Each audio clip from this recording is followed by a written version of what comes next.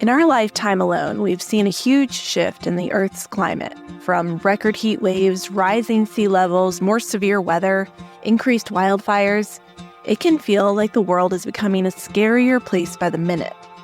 To those who are old enough to have an understanding of the past and memories of the way things used to be, it can feel overwhelming to witness these changes. And our kids can feel that weight. They can sense our anxiety. This is a merging of topics that collectively covers two big aspects of my life as a working mom and a scientist. How do we talk to our kids about climate change? Kids are smarter than we give them credit for. They recognize problems, they're curious about our world, but they also deserve a time of innocence, a period of their lives that isn't plagued by fear. For parents, it can be a complicated issue to navigate. How do you not have children become apathetic when they learn, okay, we know this has been bad, but we're still doing it? How do we comfort children, or how do we assure them that something's being done about it? As parents, you have questions, and one group of climate scientists is hoping to give you some answers. One of the best things that you can do as a mother, as an individual, is to share, facts, your concerns, some solutions that are out there with your family, with your friends, in your community. Today, I'm going off the radar to talk to the science moms, women, parents, climate educators who want to raise kids that are informed and inspired, but unafraid. We owe this to our kids and our grandkids and our great-grandkids so that they know that we were doing the things necessary in order to turn this situation around. We'll be diving into your questions about how and when to talk to your kids about the world we live in. I don't ever want to make my kids afraid, but I do want them to know that they have the ability to make a difference. I'm meteorologist Emily Gracie, and you're listening to Off the Radar, a production of the National Weather Desk. On the show, we dig deep into topics about weather, climate, the ocean, space, and much more. Our goal is to help you better understand the weather and to love it as much as we do.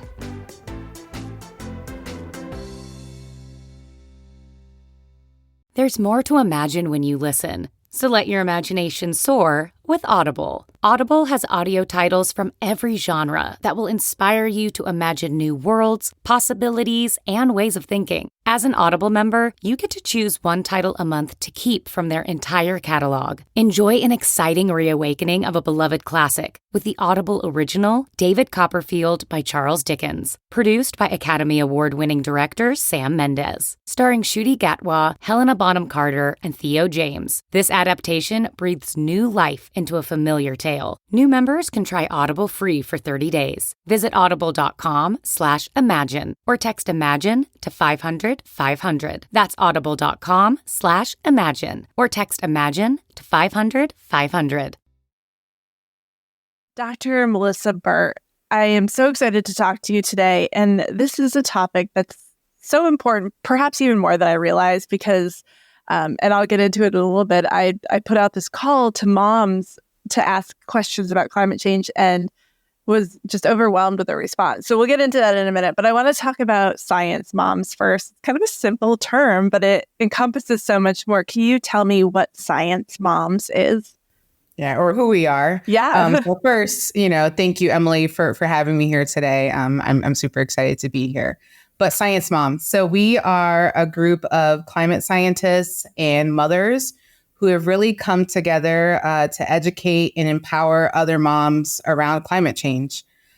We came together because not only do we study climate change, but we also care about the climate and climate change because of the future of our children. So our goal is really to demystify the science behind climate change, communicate its impacts in a relatable and sort of a digestible way, and really get other mothers to want to take action to protect their kids' future. So can you tell me about the group of women that this consists of? Yeah, so we started in 2020. I believe we came together, and it started with just 6 of us. Many of us knew each other, or we were in very similar circles together in the climate sphere. And we just decided, hey, let's do something different, right? Like, let's do something different and figure out a way in which we can, really connect with other mothers, because I think, as you know, or as many of your listeners know, like moms reach out to other moms to get advice on like a number of different things. If it's like, what's the best stroller, like what's the best car seat, all of those different types of things as your children are growing and learning. And we thought it would be a really great thing to just come talk to mothers, but also scientists who really have studied this, experienced this, and really use our expertise in a way to meet a different audience, but an audience that's really sort of central to who we are and in really what we do. So we really use our expertise and our experience to connect with moms in many different ways. But I think the key about it is that we try to be really relatable, provide information that's helpful for them, but also we really focus on the science, right? So it's a nonpartisan group of women. We come from many different backgrounds, experiences, life spaces in that way. And our goal is really just to empower moms to make informed decisions and also to take action. And we know from other studies that like 83% of moms are really concerned about climate change because of their kids' future. And so we want to be one of the tools that really can help them understand the issue, but also find ways in which they can take action. So can you tell me how that manifests? I know you have a website, but what does that look like? How is that information going out to mothers? Yeah, so one way is through our website, so sciencemoms.com. We also have opportunities to do podcasts just like this one. So we do podcasts. We have done some media appearances on like local TV stations. We've also been interviewed by a number of different journals like the New York Times. I did one a few years ago now that was this group called Scary Mommy, which is like a mom blog group. And it was really cool. One to interact with like so many different we're all moms. familiar with that website. So like, it's just a cool way, like through pretty much any type of media, we've figured out ways in which we can have conversations with moms. We've even done some like FaceTime calls with moms just to answer some of their questions. So through Instagram Live, through Facebook conversations, we've just tried many different ways in which to just get that conversation out there. So you're a mom, obviously. How old is your child or children? My daughter is 8. I was like, how old is she? She's 8. She's in 3rd grade. And essentially, we started this, when she was 2. Was she part of the inspiration? Like what motivated you? What kind of inspired you to get this started? So, I've been studying the Arctic and climate change for like 20 years. I understood at the time, or I still understand, the impacts on climate change on our whole Earth, but in particular, really understanding how it had an impact on the northern regions. But I think when I became a mom myself, it was more than just the science, like wanting to think about, what is the future? What is the future of this planet, for my daughter and for her peers? And what does that mean for her family to come, or even to grandchildren to come, like, and really wanting to think about ways in which we can change, or just to provide another avenue for an audience to learn about climate change. I think many people know, Inconvenient Truth movie and like some other people who've talked about climate change, but to connect with, a different audience over a really shared value that many of us hold deep to our hearts was just a really great way for us to come together as scientists and also as mothers to connect with other mothers. Yeah, it's interesting. When I knew I was going to do this with you, I put out a call to mothers, for questions about climate change. And I put out a call for, stuff related to the podcast all the time. And I just hear crickets. But this was amazing. I was overwhelmed, just stunned by the amount of questions that came in like fast and furious and kept coming. Like people would ask a question and then they'd say, oh, I have more. And they kept asking questions. And so I was surprised by that. But the other thing that kind of shocked me and shook me a little bit was the amount of women that started their question with, this is probably a stupid question. Or they said, you don't have to use this. Or somebody even sent me a question and the title was dumb question about the ocean. So I'm like, what is it about women and moms that we don't feel like we deserve to ask questions or don't feel like we deserve answers to this? I think it's, well, like, number one, that's amazing that like you had such a great response to this poll. But I think as moms, maybe we just want to have all the answers. And we want to, make sure that we're making informed decisions about things. And so we're worried that maybe we should know something that we don't know something about. And so you sort of enter in this, well, this might not be a great question, but I'm going to ask it anyway. Right. And so I think it's just getting past that. It's okay to not know an answer to something and really to seek, a response. And that's the beauty, I think, about Science Moms, right? Like there are no dumb questions. We just really want to provide whatever it is that you need to understand that issue better so that you know what you can do to take action. It's a really good point. And I feel the same. Like I feel these women's pain because I'm an atmospheric scientist. I'm a mom. I should know the answers to these questions, but I don't know all the answers. So that's why I had you on the show today, because I want to ask you these questions. So is it okay? Can we go through some of these questions? Yeah, let's do it. And just answer some of these and talk about them and why people are concerned about this. So I'm just going to go through. Okay, so Beth wants to know what kind of climate changes her 4-year-old daughter might have to deal with as she grows up. Yeah, that's a great question, Beth. So I would say increasing temperatures. So we've already seen, from a perspective over the last few decades that our temperatures have been increasing. I think also as your 4-year-old grows up, more and more extreme weather. And I don't know where Beth lives. She's in the Northeast. In the Northeast, you maybe aren't having specifically wildfires, but I know more recently the Northeast has experienced lots of the smoke from wildfires, specifically from Canada, right? And so increased smoke and like sort of that inhaling of that has really big health impacts as well. So thinking about if children have asthma or any of the other sort of respiratory illnesses, those are things that are just impacts of what climate change and how that can have an impact on your health. We even think about just poor air quality depending on like where you live, right? And the greater increases in the amount of carbon pollution that are put to our air, the more or poor air quality that we experience in that way. So I think your daughter, all of our kids will just see those impacts from temperatures, from extreme weather to just air quality in general. And that kind of leads into my next question from Kara. She's a nurse practitioner. She deals with patients all the time. She wants to know, what are the health impacts of climate change? You talked about air quality. What else is there?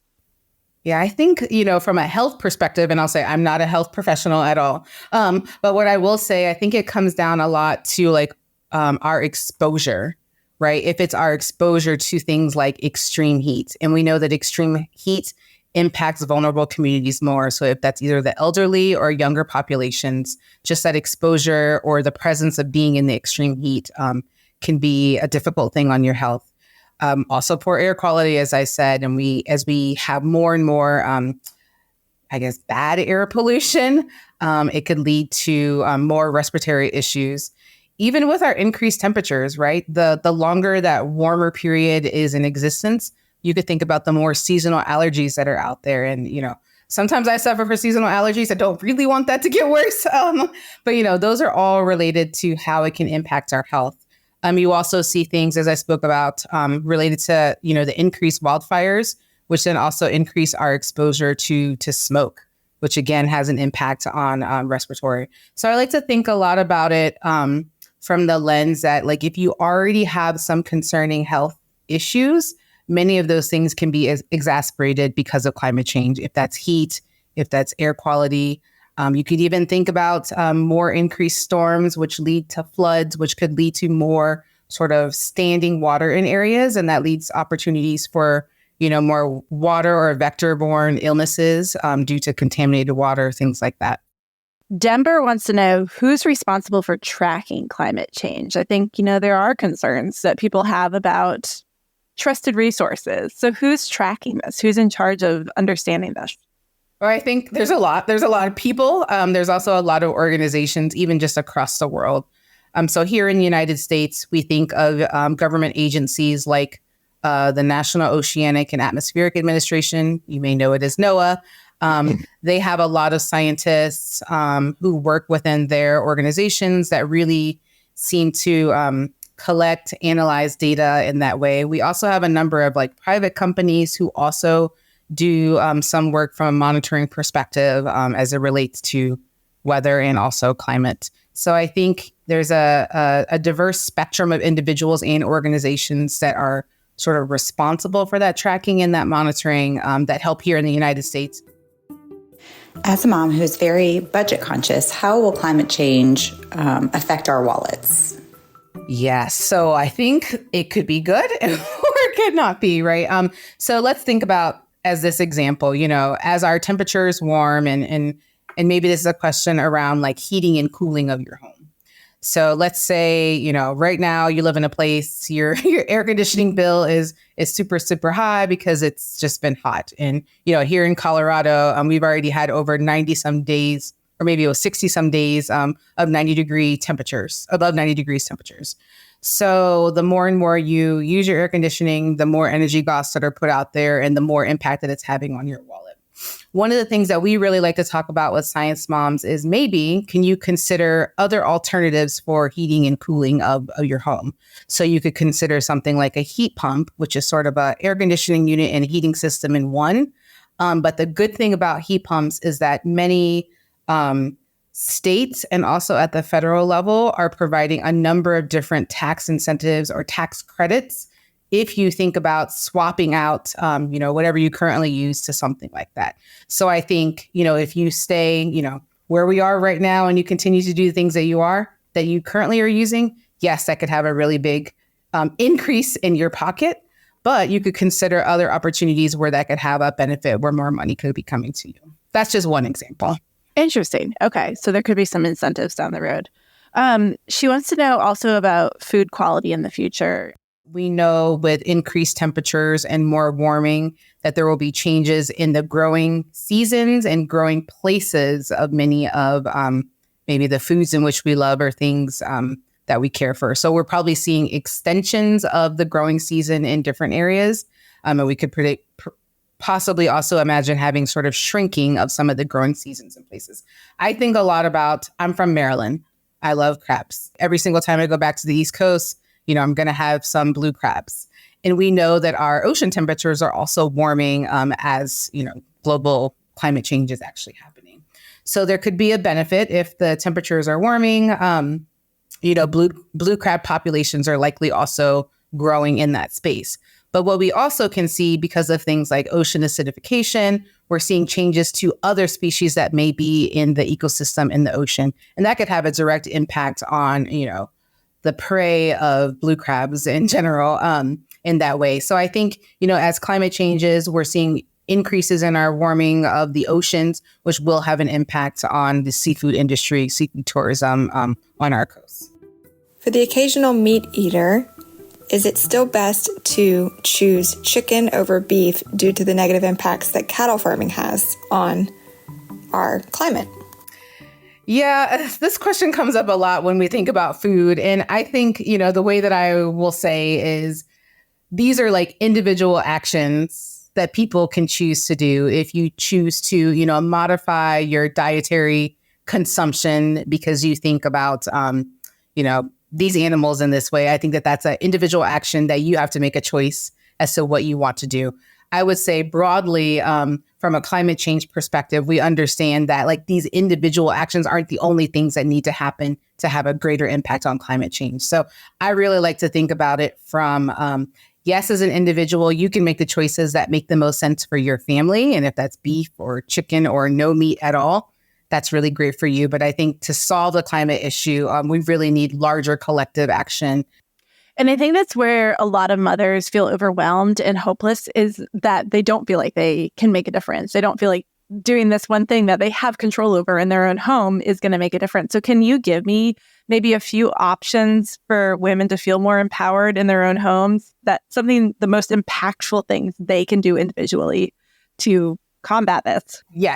And I don't want to say that these individual actions like don't matter. So, because I understand like, if you feel that you're doing something, that gives you hope that you're having an impact. So here's what I would say to other moms, and I'd say this to anybody really. I have a couple things. The first is to consider swapping out some stuff.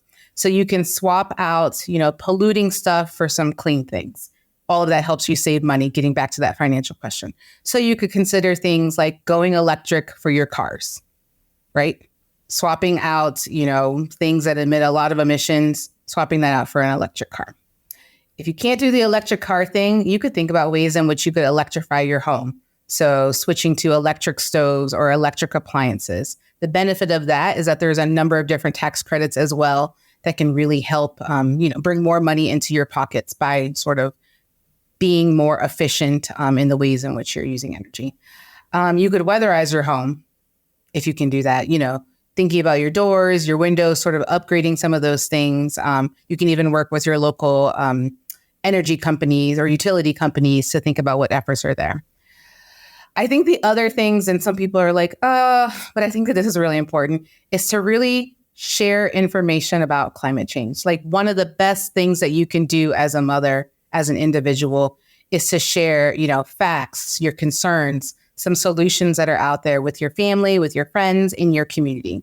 And I think the more and more that we can talk about it, the more that it raises this issue as an important issue, right? The fact that you got these number of questions because of this really speaks to the fact that it's an important issue. So I think the more and more that you can share information and to really share trustworthy science-backed content. And I think this is where Science Moms comes in, right?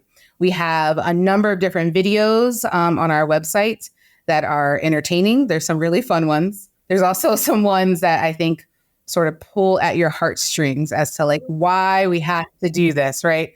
It shows that the places and the people and the things that we love, like those are directly being impacted by climate change. So I think the more and more that you can share that this is not this far-reaching thing that's happening. It's literally happening in your local communities, in your neighborhoods, and getting people around you to see that this is an important issue.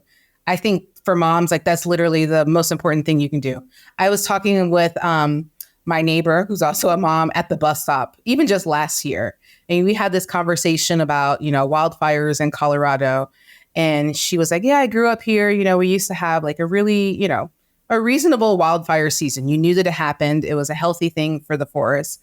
But now we're seeing more and more wildfires. And that season is like extending all the way throughout the year. And I said, do you think you have any ideas to like what may be causing that? And she's like, I have no idea. And I was like, well, have you heard, climate change can be having an impact? And she's like, really, on wildfires? And I was like, yeah. So like even just like small conversations like that in your community, I think are really helpful. Is like knowing your audience. And I think people are fearful about talking about it. For one, they don't feel like they have enough information, which now we know where to get that information. Two, they don't really know how it's going to be received. So I'm curious about when you're kind of opening those lines of communication, knowing your audience. I've heard that like people who don't believe in climate change cannot be persuaded. And I know personally, I have the personality where I don't really want to try. Or I'm like, okay, you do you. But I'm curious how to kind of open those lines of communication and make it not a combative conversation. Right. It's kind of like, I used to be like, if I'm on an airplane and I'm doing some work, I really don't want anyone to see what I'm looking at because I really don't want to spark a debate around climate change, right? But what I've learned, and this does not work for everybody, but I would say, if you know the individual or getting to know the individual to see about something that they truly care about.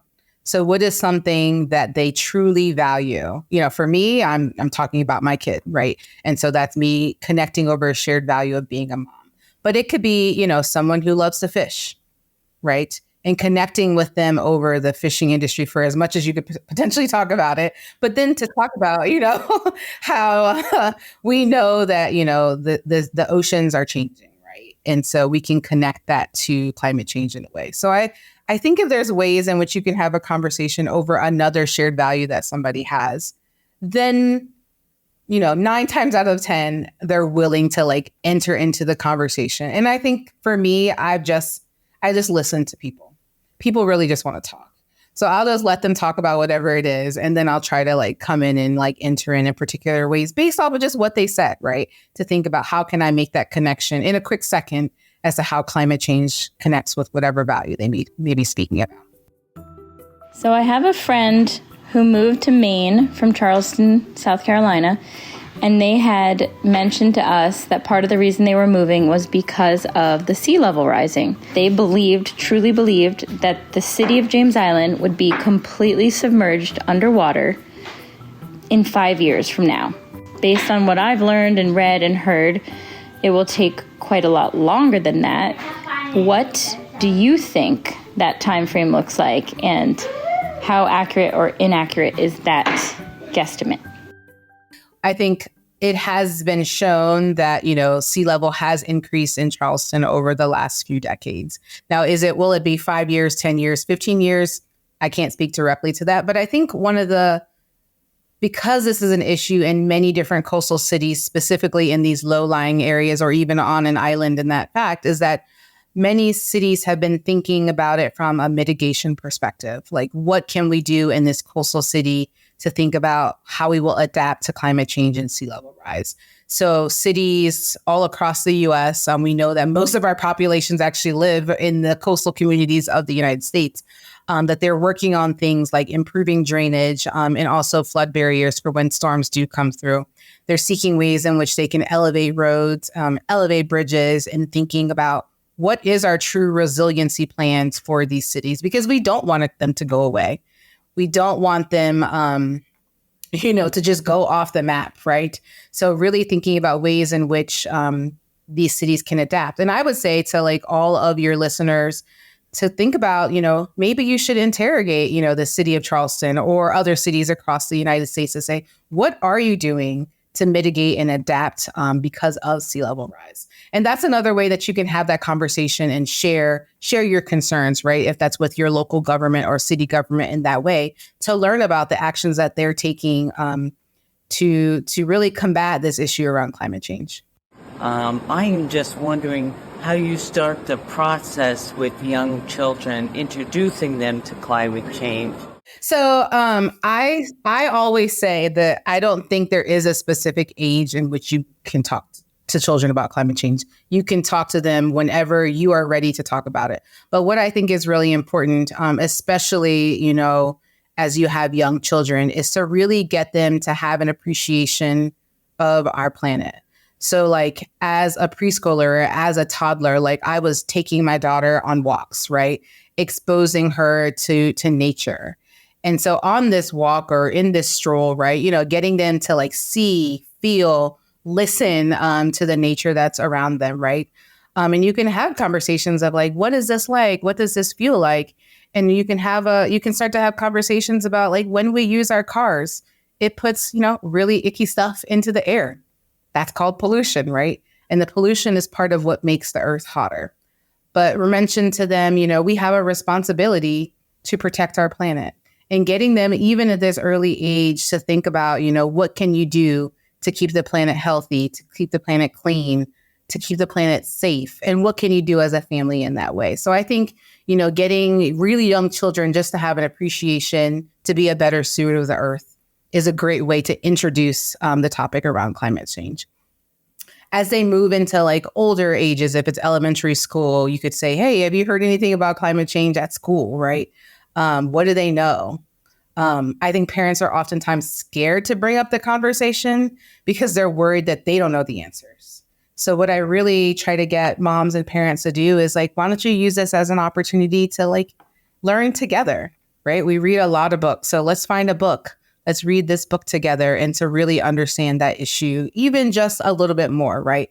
On our sciencemoms.com website, we have a number of book resources specifically for books with children. There's a great book around climate change with the Magic School Bus. So for those of you that are out there that remember the Magic School Bus, there's a really great book that focuses on climate change in that way. So I think, reading is a great way. And, I would say don't be scared to say, I don't know, but let's learn about this together. And as your kids get older, as they go into middle school and get into high school, they likely will know more about it than you might. But I think that's an opportunity to even just learn with them and to get them to speak a little bit about what they know. What do they want to know more about? And the internet is endless, right? There's a lot of information that you can learn in that way. What would you say are some good facts for school-age kids regarding climate change and some of the steps they can actually start taking themselves? So my daughter said to me last night, she said, I'm going to make sure I turn off the water faucet when I'm brushing my teeth. And I was like, oh, who told you that? And she's like, oh, we talked about it in science class today. So I think even getting them to think about energy conservation, right? Don't maybe not say energy conservation, but you could say things like, hey, turning off the lights or taking a shorter shower or, turning off the faucet when you're brushing their teeth. Getting them to think about, I can have ownership on these things that I'm doing. Or, the typical, like, what is it? Reduce, reuse, recycle, getting them to think about what those are and what can they do in their own homes. We had a question about food choices. Get them to think about their food choices. Is there a day where you're like, it's Meatless Monday. Let's do Meatless Monday. And like, as a family, really learn and think about why we're doing the things that we're doing in that way. I think older kids could also, start a sustainability club or, could join the sustainability club that's at your school. So I think there's little things that they can do, or ask them, like, what do you want to do? Do you want to plant a tree? Should we, donate to this organization that if I do this, they'll plant a tree? Like, think about things like that. So my question is about eco-anxiety in small children, or maybe in children of all ages. I've been reading about it since about 2017, that they get anxiety and bad feelings about climate change. So what can we do to ensure that doesn't happen? How do we comfort children, or how do we assure them that something's being done about it? I think more and more this conversation around, if it's not anxiety, it's like the fear about it, and parents wanting to not make their kids be scared about it. But I think it's really important for kids to, to have those feelings, right? And for us as parents to really normalize that it's okay to have those feelings if you're scared, if you're anxious about it.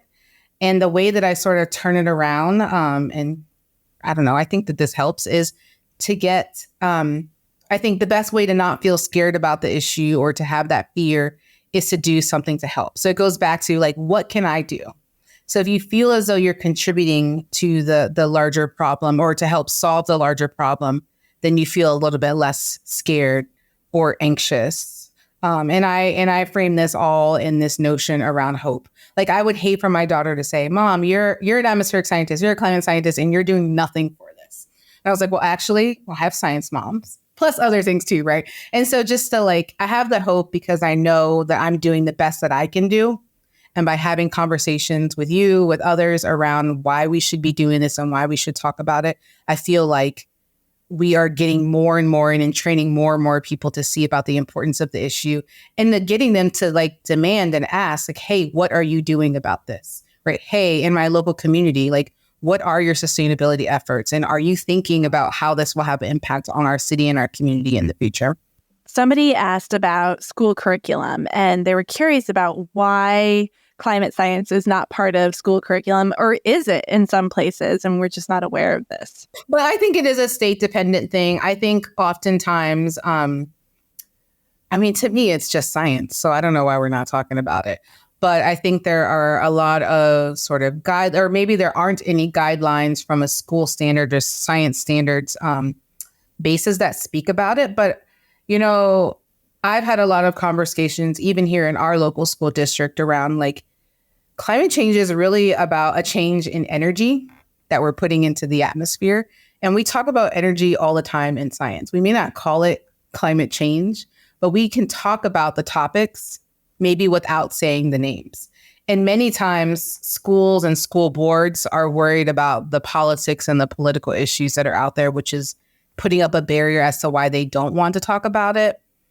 And then I think also that, teachers, maybe just like moms, are not prepared to talk about it. They don't feel like they have the information to bring it up.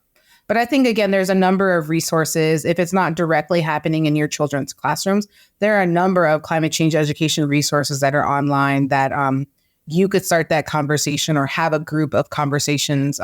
You could start a book club with your kids focused around climate change education as a way to do that if you feel as though your school district is not able to do it. But I would 100% advocate for it to be in all of our curriculum because it's something that's real. It's happening. We're experiencing it. And it's not going to go away until we do something about it. I've definitely heard this question a lot. Jan from New Hampshire wants to know, how do we know that the temperature changes we have been experiencing are climate change and not just a natural cycle? Yeah, I always get that question. I would say, so I think there are some things here. There clearly is the natural cycle of how weather and climate happen. But what is different about the climate and the change that we're seeing now is the rate in which it's happening. And this is because of the human-induced, the anthropogenic components of it. There's a larger natural cycle, but the rate in which this change that we're seeing right now has nothing to do with the natural piece. Hey there, we're here in Maryland. We have had really mild winters here. We haven't had to use our snow gear. You know, you buy it and then you don't need it. Probably for the past 2 years, we haven't had significant snow. Is that climate change? You can't say one particular winter is climate change, but when you look at it across the average, right?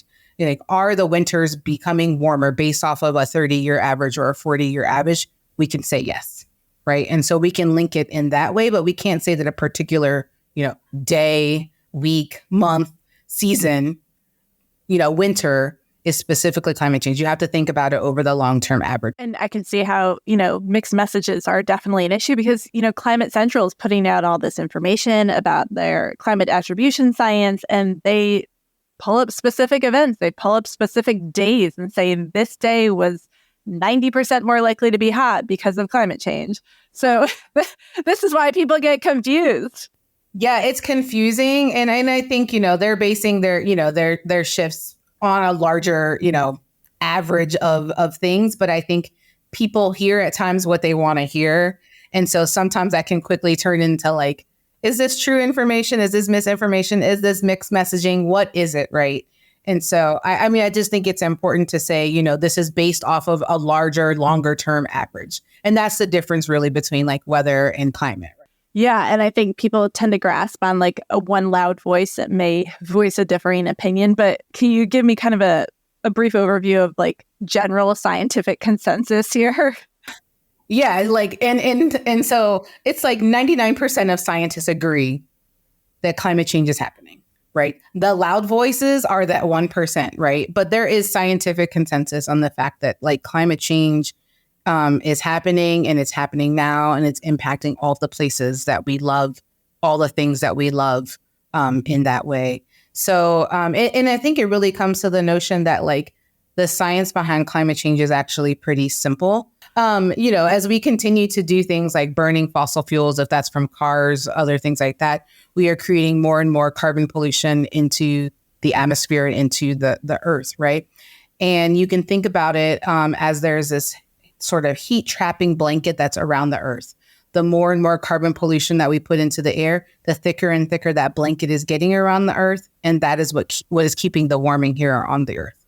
So I think the science technically is quite simple. You put more stuff in, you put more pollution in the air, things get warmer, it continues to increase, and that's why our climate is changing. I have this one voice memo that somebody sent me, and it kind of like tugged at my heartstrings a little. Can I play it for you? I just want to get your feedback on it. Yeah. When my daughter was in elementary school, she did a research project on plastic bags and the damage they do. And, she researched everything and put it all together. And one of the things that she put in her paper that kind of stunned me was the amount of time that it's been documented that we've known that plastics are dangerous and harmful to the environment. It was, well over 100 years. I guess if this is a question, why is it so hard to make change? How do you not have children become apathetic when they learn, okay, we know this has been bad, but we're still doing it? You think about laws that are passed or changes that are made, and it'll take a year or two. And, this has been such a long, consistent problem. I'm just wondering why it's so hard to make anything happen. And I know it's a political issue, but if the science is there, shouldn't that be enough? Oh, yeah. That is a great question. I think the science is here. We know that the science is here. I think people have had the information for a long time. I think change is hard. And I think people don't want to do the work to make it happen. And so that's where I feel as though we need our leaders, at all levels, at the local level, the state level, the national level. They have the space and the platform to make the change that's necessary for us to see what we need to see, right? To do the things, to stop climate change, to reduce our emissions. They have tools and the keys and the power to make it happen. Do they not know? I'm pretty sure they know. And I think that's, again, goes back to my point of why we as moms, as parents, as people here in this country, but all across the world, have to use our voices to speak up and really demand that they listen to us and that they make the changes necessary. And this is, where we are right now. You can use your voice and also your vote to research, to learn about who the leaders are at all of these levels, right?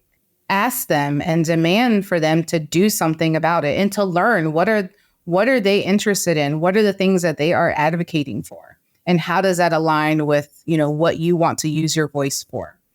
Our lawmakers, our leaders need to respond to their constituents, right? And to their stakeholders. And however they choose to do that, if that's through a letter, if that's through a call, if that's through an email, right? We have the ability to use our voice to demand that change.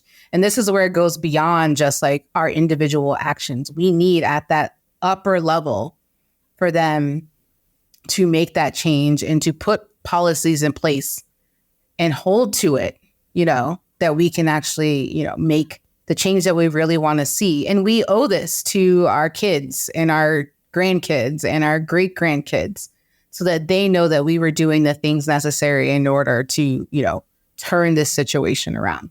Your daughter's 8, my daughter's 7. Is it too late to turn the situation around, or is there still some hope? I mean, I always have hope. I can't not, you could have this conversation. It could be so doom and gloom. But the only way that we can get back up and continue to do the things that we're doing is because we have hope, right? I have hope that, my fellow science moms, that we are having these conversations. I have hope that the people who are listening to this podcast, they tuned in for a reason, right? I have hope that, that next generation is still going to keep it on us to do something about it. We owe that to them, right? We owe that to them. And all we can do is to continue to work towards that goal, right? To work towards, cutting these emissions and to move towards clean energy, because that's really the right thing to do to protect this planet. We only have one planet. The planet's going to still be here. But is it a planet in which we want our future generations or even our current generation to be on, right? And so what can we do for the health, for the safety, for this one planet that we have? Dr. Melissa Burt, is there anything else you want to add? Wow. ScienceMoms.com. I think, that's a great first stop for anyone who wants to learn more, who wants to talk about it more, and really to take action for yourself, for your kids, for your families, and for your community. So thank you, Emily, for having me. It was a pleasure. If you have more questions about climate change, make sure you check out ScienceMoms.com. You can also share this episode with someone and start a conversation. And make sure you're following the show on your favorite podcast platform, because next week is part 2 of this Science Mom series. I'm going to share stories of success, regular people raising extraordinary humans that are keeping our planet healthy. Off the Radar is a production of the National Weather Desk. Make sure you're following the show on Apple Podcasts, Spotify, or wherever you listen to podcasts. New episodes published every Tuesday morning.